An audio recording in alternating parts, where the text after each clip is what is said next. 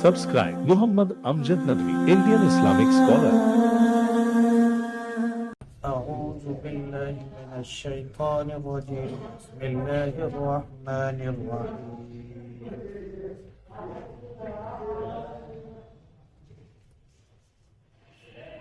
محمد رسول الله والذين معه أشداء على الكفار رحماء بينهم تراهم ركعا سجدا يبتغون فضلا من الله ورضوانا سيماهم في وجوههم من أثر السجود ذلك مثلهم في التوراة ومثلهم في الإنجيل كزرع أخرج شطأه فآزره فاستغلظ فاستوى على سوقه يعجب الزراع ليغيظ بهم الكفار وعد الله الذين آمنوا وعملوا الصالحات منهم مغفرة وأجرا عظيما.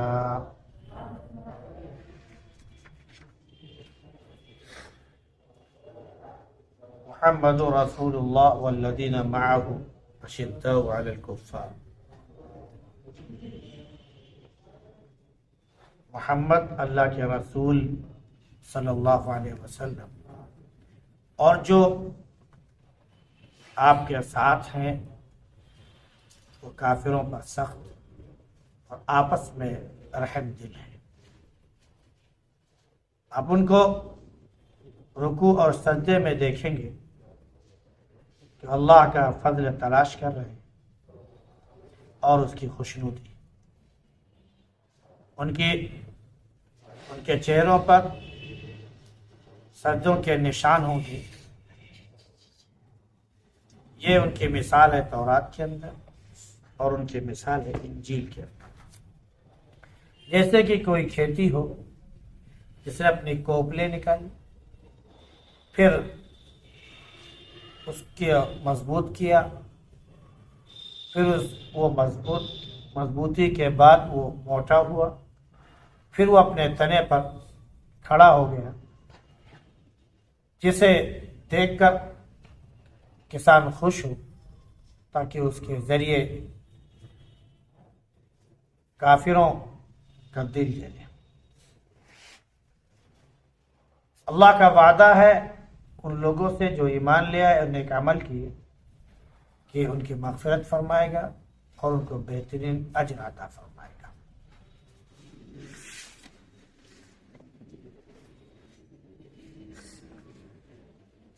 یہ سورہ فتح کی آخری آیت ہے.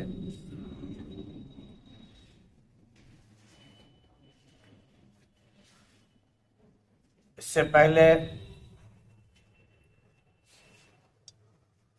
جب مدینہ میں اسلامی حکومت یا اسلامی ریاست قائم ہو گئی اور مکے والوں نے بھی اسے تسلیم کر لیا اور کئی جنگیں بھی ہوئی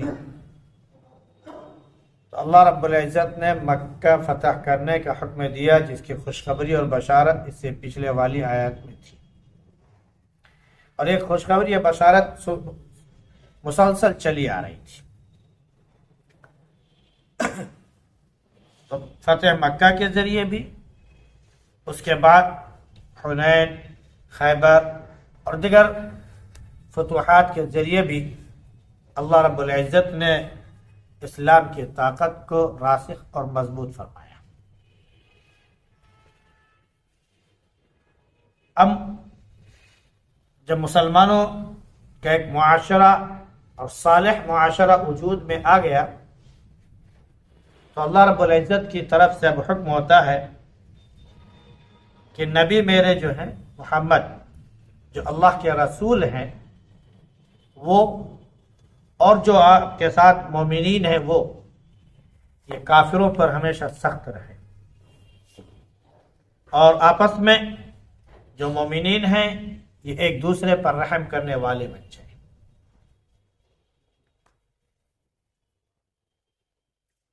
پہلے تو تھوڑی سی اس پر گفتگو ہو. محمد رسول اللہ، یہاں پر یہ پورا ایک جملہ ہے کہ محمد رسول اللہ والذین معه اشداء علی الکفار، کہ اللہ کے رسول محمد صلی اللہ علیہ وسلم اور جو آپ کے ساتھ مومنین ہیں یعنی صحابہ، یہ جو ہے کافروں پر سخت اور آپس میں رحم دل ہے۔ یہ ایک پورا جملہ ہے جو ایک ساتھ بیان ہوا ہے۔ دوسرے کہ محمد رسول اللہ کہہ کر بیچ میں تھوڑا سا وقفہ بھی کر دیا گیا ہے تو کے ذریعے، جس کو ایک چھوٹی سی آیت بھی کہا جاتا ہے کہ وہاں پر رکا جا سکتا ہے اور آیت بھی کی جا سکتی ہے۔ اس اعتبار سے دیکھا جائے تو ایک مکمل جملہ ہے، وہ یہ کہ محمد اللہ کے رسول ہیں، اللہ کے نبی صلی اللہ علیہ وسلم اللہ کے بندے ہیں، اس کے رسول ہیں۔ ہم ہمیشہ اقرار کرتے ہیں لا الہ الا اللہ محمد رسول اللہ، اشہد ان لا الہ الا اللہ واشہد ان محمدا عبدہ ورسولہ۔ ہم ہمیشہ اقرار کرتے ہیں اللہ کے نبی صلی اللہ علیہ وسلم نبی بھی ہیں اور رسول بھی ہیں، کیونکہ آپ کو کتاب بھی جو ہے عطا فرمائی گئی۔ تو اب آپ کے بعد کوئی رسول یا کوئی نبی اب آنے والا نہیں ہے، اس لیے اللہ رب العزت نے آپ کے بارے میں فرما دیا کہ وَمَا أَرْسَلْنَاكَ إِلَّا كَافَّةً لِلنَّاسِ بَشِيرًا وَنَذِيرًا۔ ہم نے آپ کو تمام جہان کے لیے، تمام لوگوں کے لیے بشیر اور نذیر بنا کر بھیجا ہے۔ تو جب اللہ کے نبی صلی اللہ علیہ وسلم تمام جہان کے لیے نبی بنا کر بھیج دیے گئے تو اب اس کے بعد کسی نبوت کی اور رسالت کی ضرورت نہیں۔ یہی دین ہمیشہ قائم اور دائم رہے گا اور آخرت تک باقی رہے گا۔ بعض حضرات اس سے تھوڑا سا مفہوم دوسرا لے لیتے ہیں۔ وہ مفہوم کیا ہے کہ رسول اللہ صلی اللہ علیہ وسلم اپنے پوری حیات طیبہ اور زندگی والے جو وجود ہے، اس وجود کے ساتھ آج بھی ہمارے سامنے موجود ہے۔ بعض لوگ یہ بھی لیتے ہیں، جبکہ آقا نامدار حبیب کبریہ صلی اللہ علیہ وسلم کو اس جہان فانی سے پردہ کیے ہوئے 1450 سال تقریباً ہو چکے ہیں، تو اب یہ کہنا کہ نبی کریم صلی اللہ علیہ وسلم ہمارے درمیان اپنے جسم اطہر اور اپنی روح اور اپنی زندگی کے ساتھ ہمارے سامنے موجود ہے، اور جب بھی ہم آپ کا ذکر کرتے ہیں تو وہ ہمارے سامنے ہماری مجلس میں تشریف لاتے ہیں، یہ ایک غلط عقیدہ اور غلط سوچ ہے۔ یہ تو بالکل ویسی ہو گیا جیسے کہ حضرت عیسیٰ علیہ السلام کے بارے میں عیسائی سوچتے ہیں، اور تمام دیوی دیوتاؤں کے بارے میں ان کے ماننے والے ان کے مرنے کے بعد سوچتے ہیں۔ رام تھے مر گئے، لکشمن تھے مر گئے تھے، جتنے تھے وہ سب چلے گئے، لیکن آج بھی ان کو اسی اعتبار سے خدا مانا جاتا ہے کہ جیسے وہ آج ہمارے سامنے موجود ہو،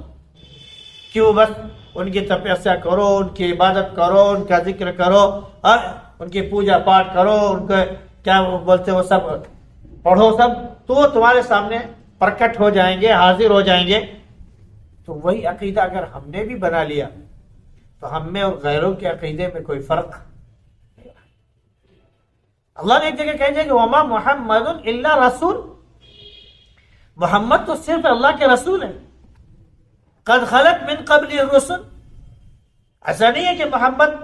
صلی اللہ علیہ وسلم اس دنیا سے رخصت نہیں ہوں گے، آپ سے پہلے بھی جتنے انبیاء آئے سب رخصت ہوئے، سب اللہ کے پاس گئے۔ تو اللہ کے نبی صلی اللہ علیہ وسلم کو بھی گویا بتایا جا رہا ہے کہ قد خلت من قبل الرسل، گویا کہ آپ کو بھی اس دنیا سے رخصت ہونا، تو افإن مات او قتل انقلبتم علی اعقابکم، تو کیا جب اللہ کے نبی صلی اللہ علیہ وسلم اس دنیا سے پردہ فرما لیں، یا نعوذ باللہ جیسے بہت سے انبیاء شہید کیے گئے، نبی کریم صلی اللہ علیہ وسلم شہید کر دیے جائیں، تو کیا اب تم لوگ الٹے پاؤں اپنے بے دینی کی طرف پھر چلے جاؤ گے؟ جنگ احد میں یہی منظر سامنے تھا، ایک واویلا ہو گیا، کافروں کی طرف سے ایک شور ہو گیا جب نبی کریم صلی اللہ علیہ وسلم کو زخم لگا اور آپ کے دندان مبارک شہید ہوئے اور آپ جو ایک گڑھے میں گر گئے، تو اس وقت ایک شور ہو گیا کہ محمد مر گئے، محمد قتل ہو گئے، محمد قتل ہو گئے۔ صحابہ کرام رضی اللہ تعالی علیہ اجمعین جو نبی کریم صلی اللہ علیہ وسلم کے ساتھ مل کر جنگ کر رہے تھے، برسر پیکار تھے، انہوں نے کہا جب نبی نہیں تو اب ہم جنگ کر کے کیا کریں گے، کس کے لیے لڑیں گے، چھوڑو یہ سب۔ کوئی ادھر بیٹھ گیا، کوئی ادھر بیٹھ گیا۔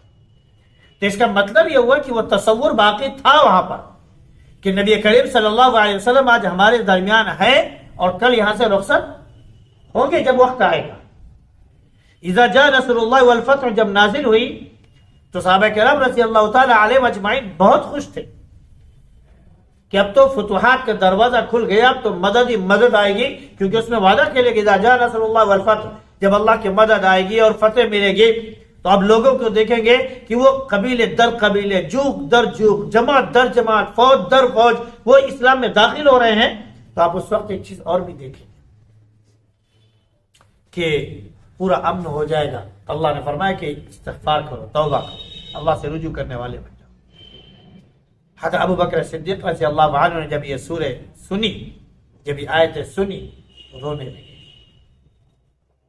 انہوں نے کہا کہ تو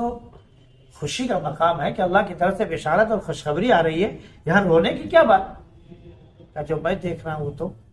نہیں دیکھ رہا۔ اس فتوحات کے آگے پس پردہ یہ بیان کر دیا گیا ہے کہ اب نبوت کا کام مکمل ہو چکا ہے۔ نبوت کا کام مکمل ہو چکا ہے۔ اب نبی کا کام اللہ رب العزت کی طرف سے جو سونپا گیا تھا وہ نبوت کا کام مکمل ہو چکا ہے،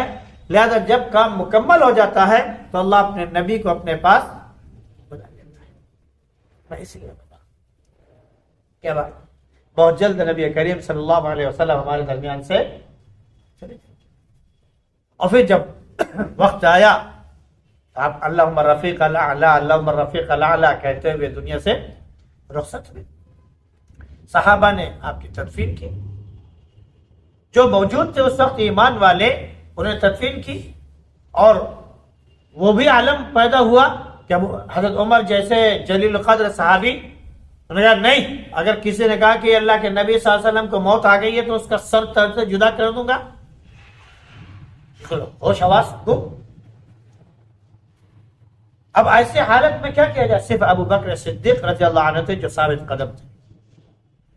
انہوں نے پھر یہی آیت پڑھی تھی وما محمد الا رسول قد خلت من قبل الرسل، پھر ایک زبردست چھوٹا ہی مختصر خطبہ دیا لیکن زبردست خطاب کیا، سب کی آنکھیں کھل گئی کہ نہیں، جو ابو بکر صدیق کریں وہ بالکل برحق ہے۔ تو اب نبی کریم صلی اللہ علیہ وسلم کی دنیا سے پردہ فرمانے کے بعد اب ہم پھر یہی تصور قائم کر لیں کہ محمد رسول اللہ، محمد اللہ کے رسول اس وقت ہمارے درمیان موجود ہے۔ ایک باطل عقیدہ ہے، یہ باطل عقیدہ ہے۔ نبوت کا کام ختم، اللہ نے اپنے پاس اپنے حبیب کو، اپنے نبی کو بلا لیا۔ دنیا جاتی ہے، دنیا جائے گی، تمام انسانوں میں سے ایک بشر اللہ کے نبی صلی اللہ علیہ وسلم بھی ہے، سب کے لیے موت یقینی ہے،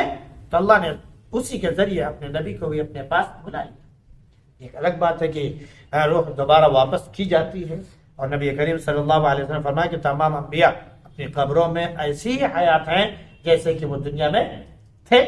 تو ٹھیک ہے، وہ قبروں میں ہے نا، اپنے مزاروں میں ہے نا، وہ یہاں ہمارے درمیان چلت پھرت میں گھروں میں تو نہیں ہے، وہ تو روح کیا بولتے ہیں کہ ایک عالم ارواح کا معاملہ ہے، وہ عالم دنیا ہے، یہ دنیاوی جو ہے یہ اس کا معاملہ نہیں ہے، وہ تو عالم ارواح کا۔ عالم ارواح میں اللہ اپنے بندوں کو کس کو کیسے رکھتا ہے اللہ بہتر جانتا ہے۔ کتنے ہیں جو سڑ گل کے ختم ہو چکے ہیں، لیکن کتنے ہیں جن کے جسم آج تک ویسی باقی ہیں جیسے زندگی میں ان کے جسم باقی تھے۔ اگر ان سے بڑھ کر اللہ رب العزت نبیوں کو حیات بھی دے، زندگی میں ان کو عطا کی ہو، تو یہ اللہ کا معاملہ ہے، ہمارا اور آپ کا بھی یہ میٹر نہیں ہے، یہ اللہ کا معاملہ ہے۔ اللہ اپنے بندوں کو دنیا سے بلانے کے بعد کیسے رکھتا ہے، کس طرح نوازتا ہے، یہ اللہ کا معاملہ ہے۔ اللہ نے تو کہہ دیا ہے کہ تم میری راہ میں شہید ہو جاؤ، تمہارا کفن تک نہیں میلا ہوگا، تمہارے جسم کو کبھی کیا بولتے ہیں زمین کھا نہیں سکتی، کیڑے مکوڑے کھا نہیں سکتے۔ تم اللہ رب العزت کے لیے اتنا مجاہدہ کرو، اتنی عبادت کرو، اتنی ریاضت کرو کہ تمہارا غذا جو ہے وہ ذکر اور اللہ رب العزت کو یاد کرنا بن جائے، تم اس والی دنیا میں پہنچ جاؤ،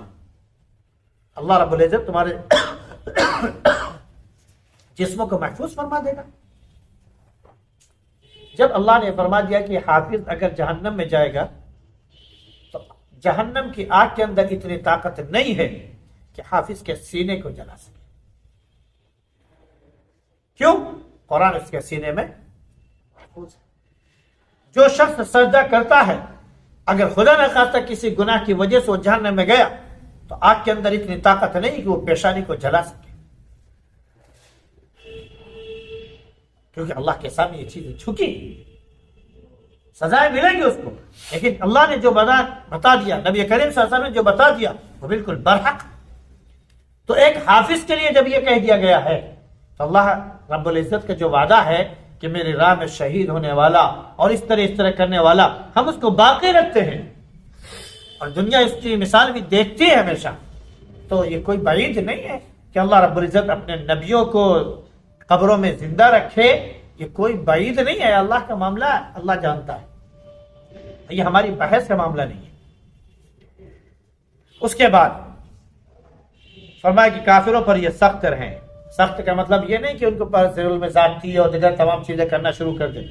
کیونکہ اگر وہ ذمہ بن کر رہ رہے ہیں، آپ کی حکومت میں رہ رہے ہیں، تو ان کی حفاظت بھی آپ کا ذمہ ہے،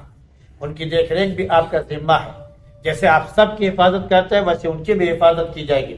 جیسے سب کے ساتھ سلوک ہوتا ہے ویسے ان کے ساتھ بھی سلوک ہوگا، لیکن سختی کا معاملہ یہ ہے کہ ان کے اوپر کڑی نگاہ رکھی جائے گی، ان کی گتیویدھیوں پر نگاہ رکھی جائے گی، ان کی سرگرمیوں پر نگاہ رکھی جائے گی کہ اگر کہیں بھی وہ غلط کام کریں تو فوراً جو ہے ان کو سخت ترین سزا دی جائے گی، اور آپس میں بہت رحم دل ہو، نرم ہو، رکوع کرنے والے ہوں، سجدہ کرنے والے ہوں، اللہ کا فضل تلاش کرنے والے ہوں، اللہ کی خوشنودی حاصل کرنے والے ہوں، ان کی پیشانی، ان کے چہرے پر جو ہے سجدوں کے نشان ہوں، یہ سب ان کی پہچان ہے۔ یہ اللہ نے فرمایا کہ یہ تورات میں بھی ہم نے ذکر کیا ہے اور انجیل میں بھی اس کا ذکر موجود ہے۔ یہ بالکل ایسے ہے جیسے کہ ایک کھیتی ہوتی ہے، ایک انسان جاتا ہے کھیت میں بیج بو دیتا ہے، تو بیج جب زمین کے اندر جاتا ہے تو سب سے پہلے اس کی چھوٹی چھوٹی کوپلیں، نوک نکلتی ہے، اتنی کمزور ہوتی ہے کہ اگر تم آپ ایسے بھی چھو لو تو بیکار ہو جائے، اتنی کمزور ہوتی ہے۔ لیکن پھر کیا ہوتا ہے، اخرج شطأ، وہ اپنی کوپلیں، اپنی نوک وہ نکالتے ہیں، فآزرہ، پھر اس کو مضبوط کرتے ہیں، دھیرے دھیرے وہ مضبوط ہوتے ہیں، اس کے بعد فاستغلظ، پھر اس کے تنے جو ہے موٹے ہو جاتے ہیں، فاستوى علی سوقہ، پھر وہ اپنے تنے پر وہ کھڑے ہو جاتے ہیں۔ یہ کھیتیوں کا معاملہ بھی ہے، چاہے وہ دھان کی کھیتی ہو، گیہوں کی کھیتی ہو، یا کوئی اور فصل ہو، یا یہ کہ باغات کا سلسلہ ہو، پیڑوں کا سلسلہ ہو، وہ سب ہو، تو سب اپنے تنوں پر، اپنے کیا ہوتے ہیں، پیڑوں پر کھڑے ہو جاتے ہیں۔ اس سے کیا ہوتا ہے کہ کسان جب اسے دیکھتا ہے تو بڑا خوش ہوتا ہے، اور جو نافرمان ہوتا ہے اور جو کھیتی کرنے والا نہ ہو تو وہ کھیتی دیکھ کر جلتا ہے کہ فلاں کی کھیتی تو اتنی اچھی ہوگی۔ یہ کھیتی کے ذریعے لیغیظ بہم الکفار کہہ کر اللہ رب العزت نے ایک طرف یہ کسانوں کا معاملہ بھی ذکر کیا اور دوسری طرف اس کو فرمایا کہ یہ ایمان اور کفر کا معاملہ بھی ہے، کہ ایمان نے نبی کریم صلی اللہ علیہ وسلم کے ذریعے اپنی کوپلیں نکالی، پھر دھیرے دھیرے اس کی تنیں مضبوط ہونا شروع ہوئی، پھر ایک وقت آیا کہ صحابہ کرام رضی اللہ تعالی علیہم اجمعین کی جماعت کی وجہ سے اسلام اپنے تنے پر مکمل طور پر کھڑا ہو گیا۔ اب جب اسلام مکمل طور پر کھڑا ہو گیا تو اب کافر جو ہے اسے دیکھ کر پیچ تاب کھانے لگے، وہ غیظ و غضب کا شکار ہو گئے، وہ جلنے لگے، حسد کرنے لگے، ارے ہم تو اتنا چاہ رہے ہیں کہ یہ دب جائے اسلام، یہ ختم ہو جائے اسلام، لیکن ہم جتنا اس کو دبانے کی کوشش کر رہے ہیں اتنا ہی یہ اٹھتا اور ابھرتا چلا جاتا۔ اور ایمان کی طاقت ہے ہی بھائی ہے. ابھی پرسوں ایک واقعہ ایک صاحب نے بتایا، یہاں کے امام صاحب ہم آپ کو ملاقات کروائیں گے آپ کی.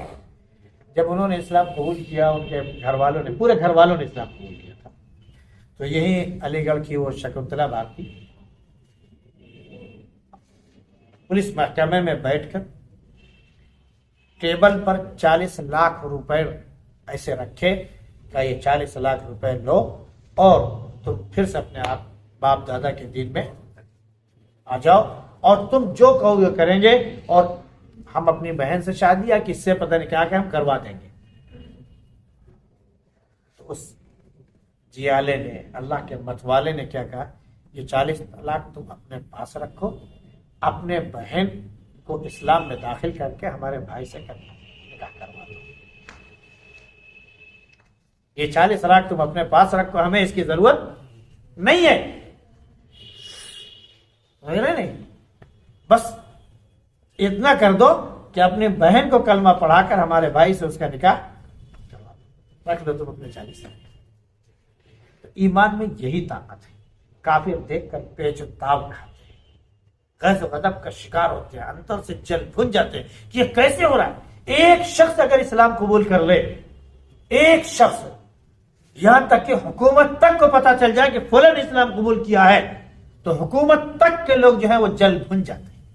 کیسے اس نے اسلام قبول کیا؟ حالانکہ معاشرے میں اس کی کوئی حیثیت نہیں تھی، کوئی اس کو نہیں جانتا تھا، لیکن بس اس نے کلمہ کیا پڑھا کہ گھر کے افراد سے لے کر حکومتی سطح تک کے جو نمائندے ہیں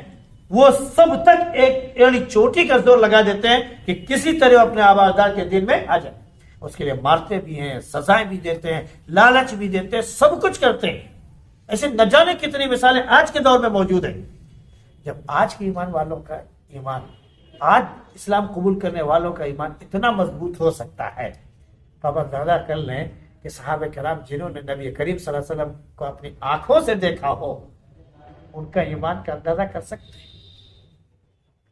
ہیں. گرم ریت پر جب رکھا گیا پتھر اور لٹا دیا گیا اور پورے دن ان کو رکھا گیا کہ اب پھر جاؤ، اب پھر جاؤ، لیکن زبان سے ایک ہی لفظ، احد احد احد، ایک ہے، ایک ہے، ایک ہے، اللہ کے سوا کوئی نہیں، اللہ کے سوا. اس طاقت ایمانی کا اندازہ ہم کر سکتے، سوچ بھی نہیں سکتے. ہم خود دیکھتے ہیں یہ چیز کہ حیرت ہوتی ہے کہ آج بھی ایسے جیالے موجود ہیں جو ذرا برابر لالچ کا اور دیگر تمام چیزوں کا وہ شکار نہیں ہوتے. ان کے دل میں بات بیٹھ گئی کہ نہیں، حقیقت میں اللہ ہمارا معبود ہے، اس کے سوا کوئی معبود نہیں ہے، تو دنیا کی کوئی طاقت اور لالچ ان کو ایمان سے نہیں ہٹا پاتی. لیکن ہم ہیں کہ ذرا سی بات پر اپنا ایمان کیا کرتے. تو اللہ کا وعدہ ہے ایمان والوں سے کہ جو ایمان لے آئے، نیک عمل کرے، ان کے لیے مغفرت ہے اور اجر عظیم ہے. چاہے کافر جتنا بھی پیش و تاب کھائیں، جیسے کہ کسان جو محنت کرتا ہے کسانی میں اور اس کی کھیتی جو ہے بڑھتی ہے، پھلتی ہے، پھولتی ہے، تو دوسرے جو نہیں کرنے والے ہوتے ہیں اسے دیکھ کر جلتے ہیں. ویسے ہی ایمان کی طاقت ہے کہ وہ ایمان بڑھے گا، ایمان والے بڑھیں گے، ایمان کی جالے بڑھیں گے، لیکن جلنے والے جلتے ہیں. اللہ رب العزت ہم سب کو ایمان پر ثابت قدم فرمائے. سبحان اللہ. میں نے ٹی وی پہ دیکھا تھا